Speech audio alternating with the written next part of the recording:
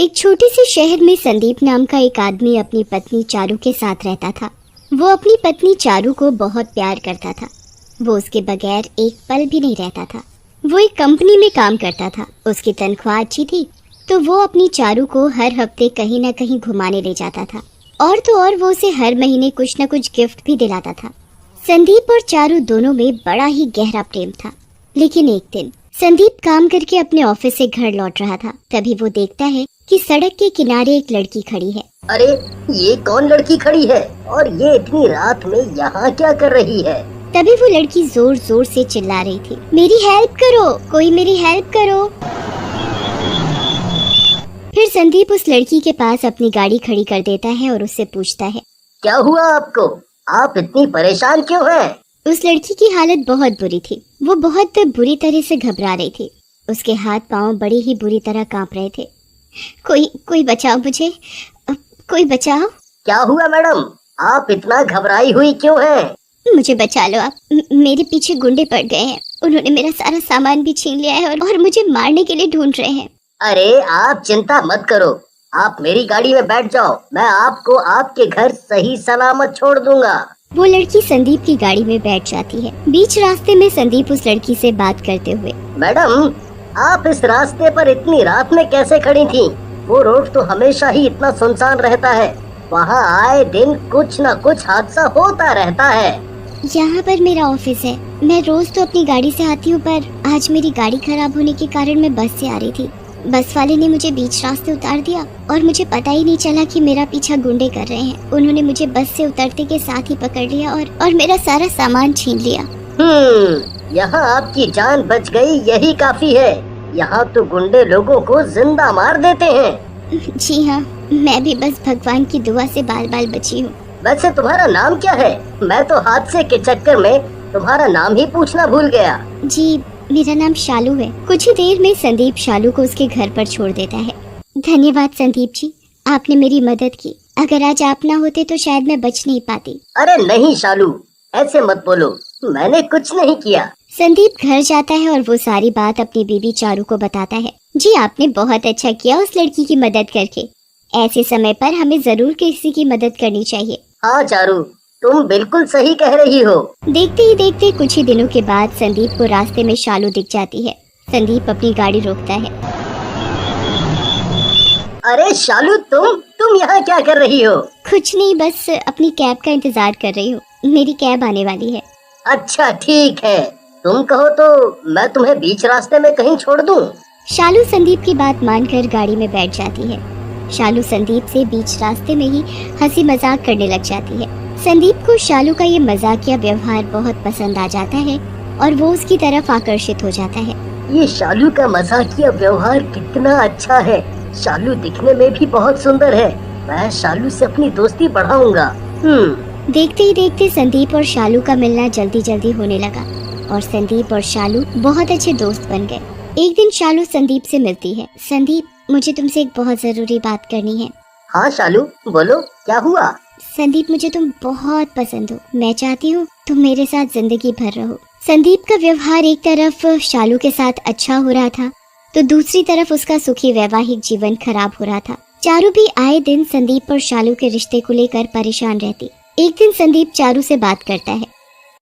मुझे तुमसे एक बहुत जरूरी बात करनी है। हाँ बोलो संदीप, क्या हुआ? वो मैं शादी करना चाहता हूँ। शादी करना चाहता हूँ? मैं समझी नहीं तुम्हारी बात को। वो मैं शालू से शादी करना चाहता हूँ। नहीं, मैं ऐसा बिल्कुल नहीं करने दूंगी। तुम्हें शर्म आनी चाहिए। तुम्हारी शादी मुझसे पहले से ही हो चुकी है, तब भी तुम्हारा बाहर किसी दूसरी लड़की से नाजायज रिश्ता है। तुमने कभी सोचा है कि मैं इन सब से कितना परेशान हूँ? चारू संदीप की ये बात सुनकर बहुत रोती है और अपने मायके फोन करके सारी बात बताती है। चारू के भैया उसे उसका बैग पैक करके मायके आने को कहते हैं। चारू अपने बैग पैक करती है और अपने मायके रवाना होने के लिए तैयार हो जाती है। संदीप चारू को बहुत समझाता है कि वो ये नहीं कह रहा कि तुम उससे तलाक लो। वो ये कह रहा है कि वो 2 शादी करेगा और शालू को भी चारू की तरह रखेगा। चारू संदीप की एक नहीं सुनती और वो अपने मायके जाने के लिए ट्रेन में बैठ जाती है। संदीप चारू का पीछा करते हुए ट्रेन में बैठ जाता है और वो पूरी कोशिश करता है कि चारू अपने मायके ना जाए और वापस उसके साथ घर चले। मान जाओ ना चारू, मैं तुमसे भी उतना ही प्यार करूंगा जितना मैं शालू से करूंगा। तुम मेरी बात पर विश्वास करो, तुम्हें कभी किसी चीज की कमी नहीं होने दूंगा। नहीं, तुम चुप रहो संदीप। मैंने तुम्हारे लिए इतना सब कुछ किया, तब भी तुमने मेरी कदर नहीं की। या तो अब तुम्हारे साथ वो शालू रहेगी या मैं। संदीप को इस बात पर बहुत जोरों से गुस्सा आ जाता है और वो चारू को चलती ट्रेन से धक्का दे देता है। मुझे बचाओ, कोई मुझे बचाओ, मेरे पति ने मुझे धक्का दे दिया है। चारू बहुत चिल्लाती है पर उसकी कोई एक नहीं सुनता। भला चलती ट्रेन से उसे बचाने के लिए कोई अपनी जान संकट में क्यों डालेगा। मैंने इस पागल औरत को इतना समझाया पर इसे मेरी एक बात समझ नहीं आई। अब ये इस दुर्घटना की खुद ही गुनहगार है। संदीप अपने घर जाता है और शालू को फोन करके सारी बात बताता है और उसे शादी करने के लिए बुलाता है। शालू भी संदीप की बात सुनकर बहुत खुश होती है। आखिरकार उसके रास्ते का कांटा चारू अब उसके रास्ते से हट जो चुका था। संदीप गुस्से में बिना कुछ सोचे समझे शालू को बुलाता है और उससे मंदिर में जाकर शादी कर लेता है। शालू के रास्ते का कीड़ा तो हट गया था। शालू ने भी अपनी चालाकी और प्रेम से धीरे धीरे संदीप को अपने जाल में फंसाया और देखते ही देखते संदीप के नाम पर जितनी भी प्रॉपर्टी थी वो हड़प ली।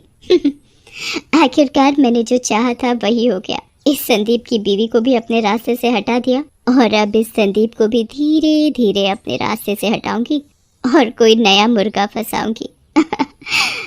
ऐसे करके एक दिन मैं बहुत अमीर हो जाऊंगी। देखते ही देखते शालू का व्यवहार संदीप के साथ खराब हो रहा था और आए दिन शालू कहीं न कहीं दूसरे लड़के से बातचीत करती रहती। संदीप शालू की इस हरकत से बहुत परेशान हो गया था। वो दिन रात रोता है और अपनी बीवी चारू को याद करता और बहुत रोता। एक दिन शालू के उसके पति से बहुत लड़ाई हो जाती है और शालू अपने पति को अपने ही घर से बेदखल कर देती है। बेचारा संदीप करता भी तो आखिर क्या करता, वो बहुत जोर जोर से रोता है।